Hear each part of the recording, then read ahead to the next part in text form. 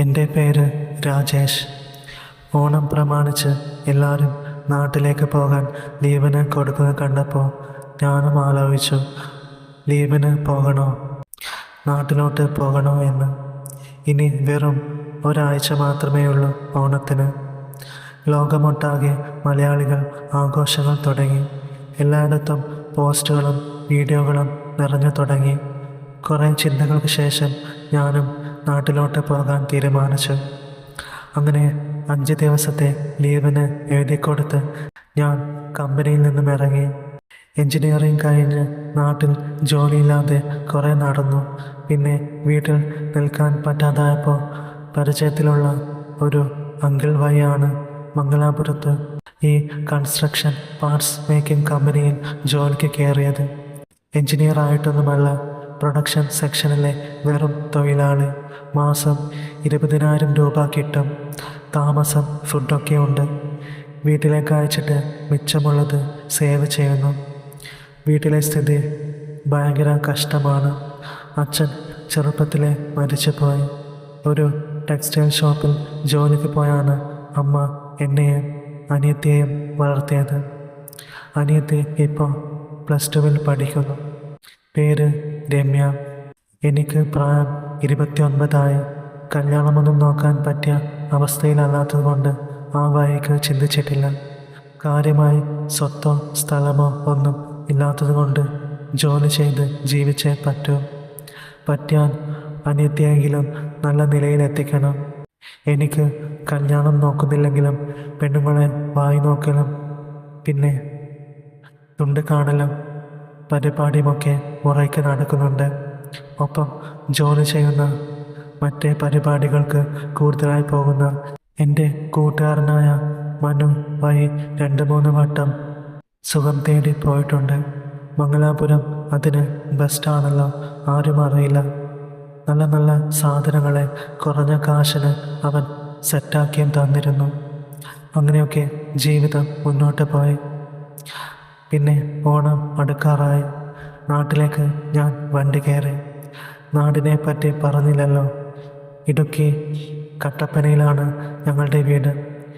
രാത്രിയായി വീട്ടിലെത്തിയപ്പോൾ നേരെ കുളിച്ച് ഫുഡൊക്കെ കഴിച്ച് ഉറങ്ങി. രാവിലെ വളരെ വൈകിട്ടാണ് എണീറ്റത്. സ്വന്തം വീട്ടിലുറങ്ങുന്ന സുഖം അത് ആസ്വദിച്ച് അങ്ങനെ കിടന്നതാണ്. അമ്മ അടുക്കളയിൽ നല്ല പണിയിലാണ്. അനിയത്തിയാണെങ്കിൽ എൻ്റെ സ്കൂട്ടറുമെടുത്ത് സാധനങ്ങൾ വാങ്ങാൻ കടയിൽ പോയിരിക്കുമായിരുന്നു. എനിക്ക് പഴയ ഒരു സ്കൂട്ടറുണ്ട്. അനിയത്തിയെ സ്കൂട്ടർ ഓടിക്കാൻ പഠിപ്പിച്ചത് കൊണ്ട് അത് കേടുകൂടാതെ കൊണ്ട് നടക്കുന്നു. അങ്ങനെ ഞാൻ എണീറ്റ് കുളിച്ച് വെറുതെ നടക്കാനിറങ്ങി. പിന്നെ ഞങ്ങളുടെ ക്ലബ്ബ് വരെ പോയി. ഇപ്രാവശ്യം ഓണാഘോഷമൊക്കെ ഉണ്ട്. അതിൻ്റെ ചർച്ചയാണ് അവിടെ. നാളെയാണ് പരിപാടികൾ. എല്ലാ നാട്ടിലെയും പോലെ തിരുവാതിര, വടംവലി, അങ്ങനെ കുറേ സ്ഥിരം കാര്യങ്ങൾ തന്നെ. വൈകിട്ട് 5 മുതൽ 10 മണി വരെ നീണ്ടു നിൽക്കുന്ന ഗംഭീര പരിപാടി. ക്ലബിൽ നിന്ന് 2 കിലോമീറ്റർ മാറിയുള്ള സ്കൂൾ ഗ്രൗണ്ടിൽ സ്റ്റേജും പറമ്പുമൊക്കെ ഒരുക്കിയിട്ടുണ്ട്. ഞാൻ അവിടെ എത്തി കൂട്ടുകാരൻ്റെ ബൈക്ക് വാങ്ങി അവിടെ വരെ പോകാൻ തീരുമാനിച്ചു. പോകുന്ന വഴി എതിരെ വരുന്ന ആളെ കണ്ട് ഞാൻ വണ്ടി സ്ലോ ആക്കി. ആതിര ഞാൻ അറിയാതെ പറഞ്ഞു പോയി. സാരിയുമെടുത്ത് നല്ല അടിപൊളിയായിട്ടുണ്ടിപ്പോൾ. ഞാൻ വേഗം ബൈക്ക് അവളോട് ചേർത്ത് നിർത്തി. എന്നെ കണ്ടതും അവൾ ആശ്ചര്യത്തോടെ നോക്കി. പിന്നെ അടുത്ത് വന്ന് ചിരിച്ചു. ഡാ രാജേഷേ, എന്താടാ നിന്നെ കാണാനേ ഇല്ലല്ലോ, എന്നെ മറന്നോടാ, ഓർമ്മയുണ്ടോ നമ്മളെയൊക്കെ? എടി, ഇങ്ങനെ എല്ലാം ഒറ്റയടിക്ക് ചോദിക്കാതെ നിർത്തി ചോദിക്കുക. എന്നെ മറന്നത് നീ അല്ലേ? കല്യാണം കഴിച്ച് പോയതിൽ പിന്നെ ഒരു വിവരവുമില്ലല്ലോ. ആതിര, ഇനി അങ്ങനെ പറ. കല്യാണം കഴിഞ്ഞാൽ പിന്നെ നിനക്കറിയാലോ, ആകെ തിരക്കിലായിപ്പോയി. നീയും ഇവിടെ ഇല്ലല്ലോ. ഇവിടെ വരുമ്പോഴൊന്നും നിന്നെ കാണാറില്ല. വിളിക്കണമെന്നൊക്കെ വിചാരിക്കും. പക്ഷേ എൻ്റെ ആള് ഇച്ചിരി സംശയരോഗിയാണ്. അതാ ഞാൻ പിന്നെ വിളിച്ചാലുമില്ലെങ്കിലും എൻ്റെ ഹൃദയത്തിലെന്നും നിനക്ക് ഒരു സ്ഥാനമുണ്ടാകും. നീ എന്നും എനിക്ക് പ്രിയപ്പെട്ടവനാണ് രാജേഷ്. അത് കേട്ടപ്പോൾ ഞാനൊന്ന് ചിരിച്ചു. അതൊക്കെ പോട്ടെ, നീ എപ്പോൾ വന്നു? കെട്ടിയോനും പിള്ളേരുമൊക്കെ ഉണ്ടോ? ആതിര: ഇന്നലെ വന്നതാടാ, അങ്ങേര് എത്തിയിട്ടില്ല. പിള്ളേർ രണ്ടുമുണ്ട്. ഞാനിപ്പോൾ പോട്ടെ, നമുക്ക് നാളെ പരിപാടിക്ക് കാണാം. എന്നാ അങ്ങനെ ആകട്ടെ. നീ വല്ലാതെ അങ്ങ് തടിച്ചു പോയിട്ടോ. ഇപ്പോൾ കാണാൻ നല്ല സൂപ്പറായിട്ടുണ്ട്. ഇപ്പോൾ എല്ലാം നല്ല പോലെ. അത് കേട്ടപ്പോൾ ആതിരയ്ക്ക് നാണം വന്നു. പെട്ടെന്ന് അത് മറച്ചു പിടിച്ച് ആതിര എന്നെ ഇടിക്കാനായി കൈ ഉയർത്തി. നിന്നെ ഞാനുണ്ടല്ലോ. 2 പ്രസവിച്ച എന്നെ നീ കളിയാക്കുന്നു. നിന്റെ അത് ഞാനിങ്ങ് എടുത്തു കളയും.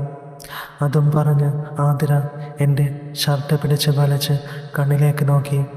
ബൈക്കിലിരിക്കുന്ന എൻ്റെയിലുള്ള അതിൽ ഒന്ന് ഞെരിച്ചു വിട്ടു. ഹൗ എന്തുവാടി ഇത്? പണ്ടത്തെ അതേ സ്വഭാവം തന്നെയാണല്ലോ, കുരുത്തം കെട്ടവളെ. ആരെങ്കിലും കാണും. ഞാൻ നല്ല മലയാളം വാക്കും പറഞ്ഞു. പിന്നെ എനിക്ക് ഇതാണ്. ഇവിടെ ആരുമില്ലെന്ന് കണ്ടിട്ട് തന്നെയാ ഇത്. കേട്ടോ, നീയും മോശമല്ല. ഇത് കുറച്ചുകൂടെ വളർന്നിട്ടുണ്ട്. നമുക്ക് വിശദമായി ഒന്ന് കൂടണം. കേട്ടോ, ഞാനിപ്പോൾ പോകുക. ആതിരയും നല്ല മലയാളം വാക്കുകൾ കലർത്തിയിട്ട് പറഞ്ഞു. ഞാൻ അങ്ങനെ അങ്ങ് പോയാലോ? ഞാൻ ആതിരയെ ചേർത്ത് നിർത്തി. അതുങ്ങളെ രണ്ടും എടുത്തു. പെട്ടെന്ന് ചുറ്റും നോക്കി ആതിര. പിന്നെ പെരുവിരലുകൾ ഉയർന്നുകൊണ്ട് ആതിര പെട്ടെന്ന് എനിക്ക് തന്നു. കുറച്ച് നിമിഷം അത് നീണ്ടു നിന്നു. പെട്ടെന്ന് പരിസരബോധം വന്നപ്പോൾ ഞങ്ങൾ മാറി മാറി നിന്നു. ആതിര എന്നെ നോക്കി ചിരിച്ചു. പിന്നെ നടന്നു പോയി. 2 വളവ് കഴിഞ്ഞാൽ അവളുടെ വീടെത്തും. എന്തൊരു മാറ്റം! പണ്ട് ചെറിയ രീതിയിൽ പരിപാടിയൊക്കെ നടന്നിരുന്നതാ. ഇപ്പോൾ ആള് സൂപ്പറായി. ആതിരയുടെ വിശേഷങ്ങളൊക്കെ അറിയാറുണ്ടെങ്കിലും ഇപ്പോഴാണ് കുറേ വർഷങ്ങൾക്ക് ശേഷം നേരിട്ട് കാണുന്നത്. അതൊക്കെ കഴിഞ്ഞ് ഞാൻ നേരെ സ്കൂൾ ഗ്രൗണ്ടിലേക്ക് പോയി. അവിടെ ഒരുക്കങ്ങളൊക്കെ ഏകദേശം കഴിഞ്ഞിട്ടുണ്ട്. ക്ലബിലെ കുറച്ച് പേരും നാട്ടുകാരുമെല്ലാം സജീവമായി ജോലിയിൽ ഏർപ്പെട്ടിരിക്കുന്നു. സ്കൂൾ അങ്കണവും സ്റ്റേജും ക്ലാസ് റൂമുകളും എല്ലാം കണ്ടപ്പോൾ എൻ്റെ ഓർമ്മകൾ തഴുകി ഉണർന്നു. ഞാനും അനിയത്തിയുമൊക്കെ ഈ സ്കൂളിലാണ് പഠിച്ചത്. പഠിക്കുന്ന കാലത്ത് മൊബൈൽ ഫോണുമായി മെസ്സേജ് അയക്കലും വൈകുന്നേരമുള്ള വിളികളും എല്ലാം ഉണ്ടായിരുന്നു. പക്ഷേ പിന്നീടാണ് ഞങ്ങൾ അത് തിരിച്ചറിഞ്ഞത്. പ്രണയമല്ലായിരുന്നു ഞങ്ങൾക്കിടയിൽ അതായിരുന്നു. അതിനെക്കുറിച്ച് ഞങ്ങൾ 2 പേരും പലരിൽ നിന്നും അറിയുമ്പോഴും പരസ്പരമുള്ള ആ ഒരു ഇത് ഞങ്ങൾക്കിടയിൽ കൂടിക്കൂടി വന്നു. ആതിരയാണെങ്കിൽ നല്ലോണം ആഗ്രഹിച്ച് നടക്കുന്ന ഒരു പ്രകൃതമായിരുന്നു. ഞാനിപ്പോൾ ഒന്ന് ആവശ്യം അറിയിച്ചാൽ ആതിര ഉടനെ സമ്മതമൂളം എന്നുള്ള ഒരു ഇതായിരുന്നു.